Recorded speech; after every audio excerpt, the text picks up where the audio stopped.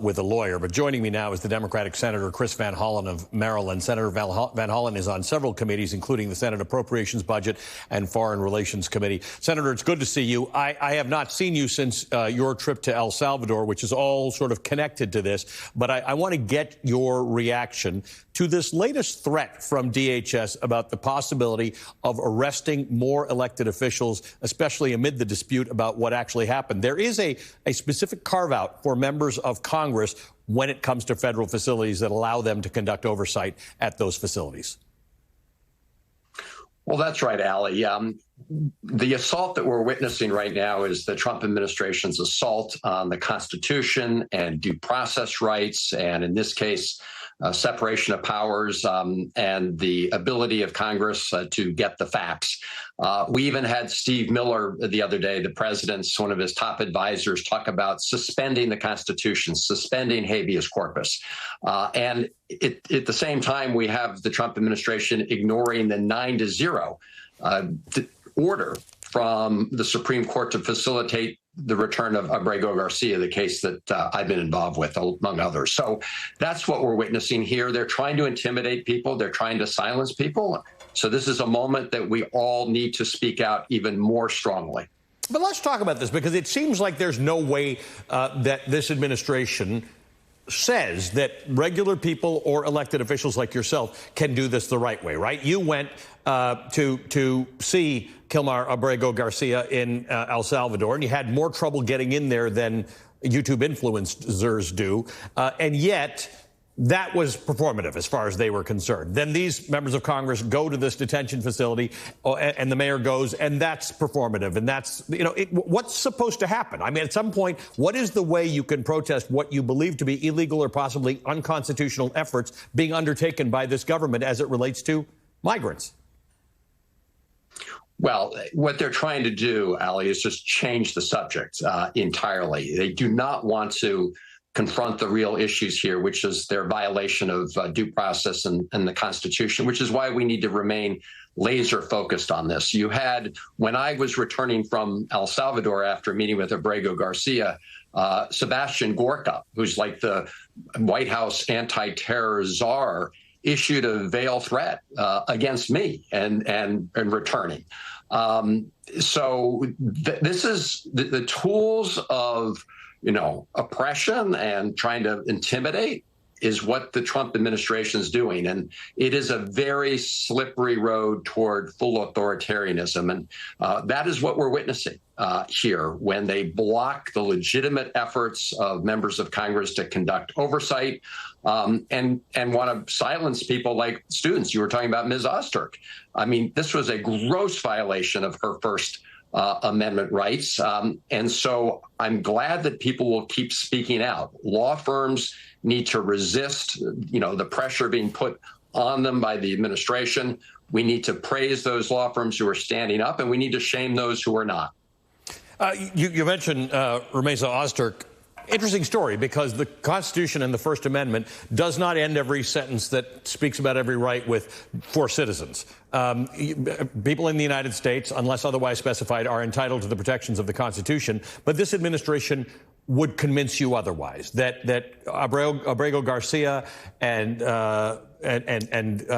Ozturk and people like that, because they're not citizens, they are an other who are not entitled to protections, rights, or the freedom of speech.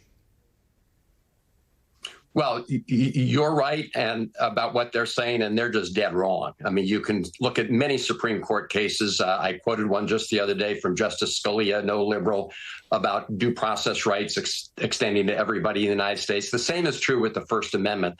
What we've witnessed in these student cases like Ms. Ozturk is Secretary of State Rubio trying to trot out this 1950s McCarthy-era law that was written under the McCarran-Walter Act to try to claim that people like Ms. Ozturk are a threat to U.S. foreign policy. I mean, how ridiculous and ludicrous can you get that her speaking out on issues of the war in Gaza somehow threatened the foreign policy of the United States? And I am confident at the end of the day that judges will see through this ruse, which is what they're really after, is trying to shut people up.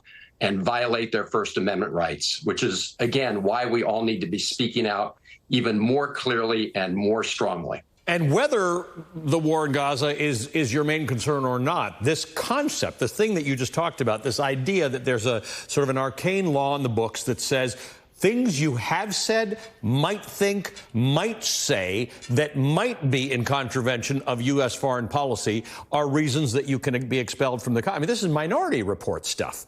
Right? I mean, things that I might say. The U.S. foreign policy is a robust and dynamic thing. The fact that I, as an individual protesting at a university or writing an article or being on the news, am in conflict with U.S. foreign policy is antithetical to the formation of this country and what we think we are. Yeah, yes, of course it is. And this is just a ruse. Dragging out this little provision in 1950s law is just a ruse to accomplish their major goal, which is to shut down First Amendment rights and free speech. Look, the Trump administration doesn't get to punish speech it doesn't like, right? The First Amendment is not like an a la carte menu. That's not the way it works. People can express their views, and they may be very contrary to the views of the Trump administration. But what the Trump administration wants is free speech for itself and not for anybody else. You know, Ali, watching, J.D. Vance and Marco Rubio go overseas and wag their fingers at our European allies, saying that they're not allowing more free speech while they're actually locking up students for exercising their free speech rights here at home. It's very rich. It just exposes the great hypocrisy of this administration. They've thrown the whole idea of democracy promotion, free speech, and American values out the window when it comes to our foreign policy, and they're cracking down on those values here at home.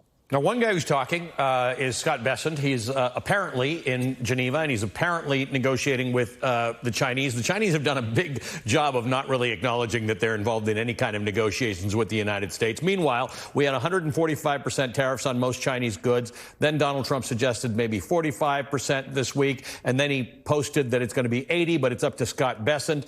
This is America negotiating against itself, just FYI. The Chinese are just sort of sitting back and letting America figure out what exactly it would like to do.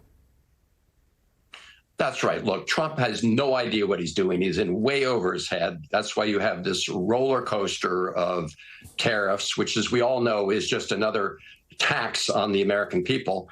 In fact, here we are on Mother's Day, and the costs for new moms are going through the roof when it comes to things like strollers, car seats.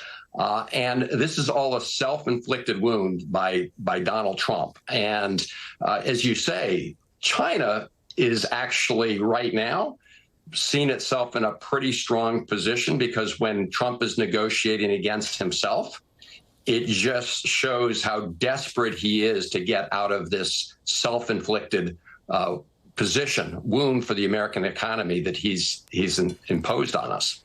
Obviously, a number of experts have said that, one of the great things about trade, however that trade goes, is you generally are not going to war with or fighting the people you're trading the most with. We, of course, have now decided to start a trade skirmish with our closest friends around the world. Meanwhile, I'm sure you have one eye on what's going on in India and Pakistan, right? 24 hours ago, we had a ceasefire, and then a few hours after that, it seems like that ceasefire was broken. These are two nuclear-armed allies of the United States who are getting into it with each other in a way that we haven't seen for many years. I am hoping that we've got the best and the brightest on the case right now of asking those two countries to cool it. Yes, this is a moment for both countries to exercise restraint, to de-escalate.